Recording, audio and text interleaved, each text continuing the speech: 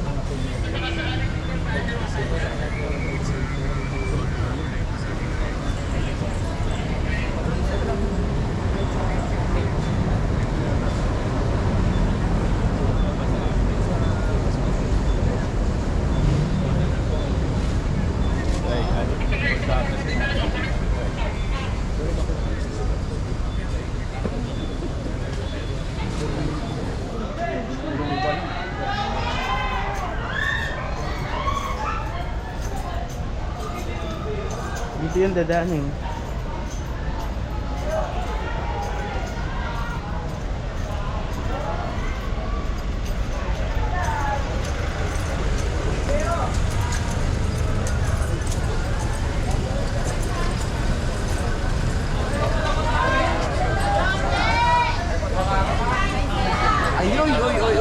Ay, sir. Morning.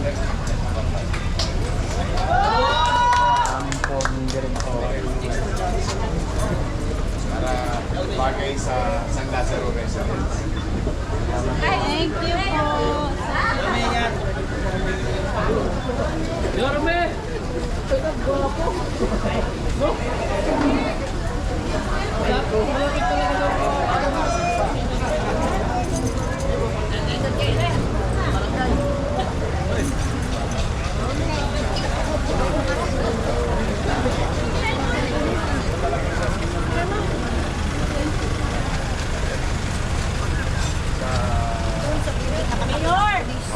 Sir, mabuhay po. Oy, good morning. Good morning po. Sir, Morning, Nay. Pwede kami mag-open tayo. Hindi dito ko na eh. Boss, may lakas yung senior natin, nakain mo din siya. Nawawas siya mo!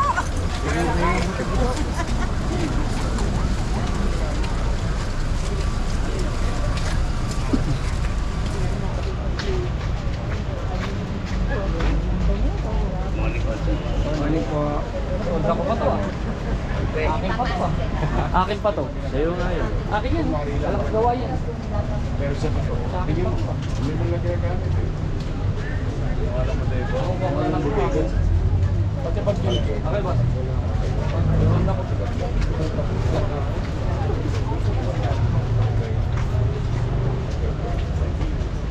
Iyotik talaga ang menu.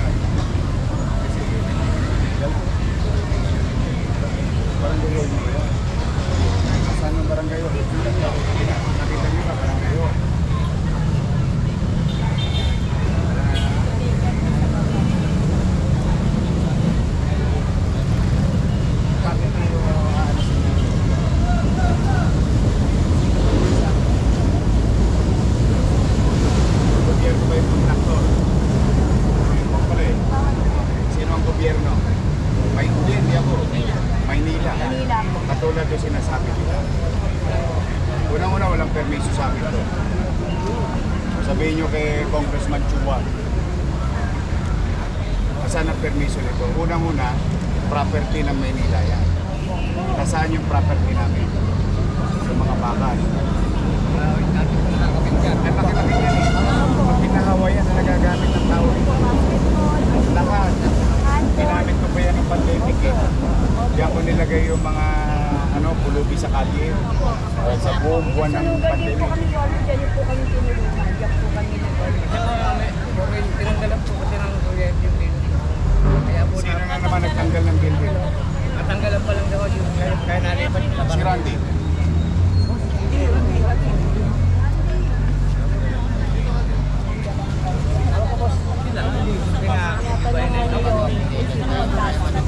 Kasi, Randy. Ito, derecha. May permit sa ito, wala. Wala po. Bakit yung tatanggalin yung kuryente ng daycare? Huwag nyo tatanggalin yung kuryente ng daycare. At kayo, manatili kayo dyan hanggat walang pasya ang tama lang lungsod ng Maynila. Hindi congressman. Bakit? Property yan ng Maynila. Hindi yan property ng congressman. Pero yung ang sabi po sa amin, mapatayan na kami ng kuryente. Hindi po, Nay. Okay. Ito ang city electrician. Hindi pwedeng sabi-sabi ka. Katulad yung sinasabi ni Chairman. Huwag kayong umalis doon Hindi hanggat hindi sinasabi ng pamahalaang lungsod ng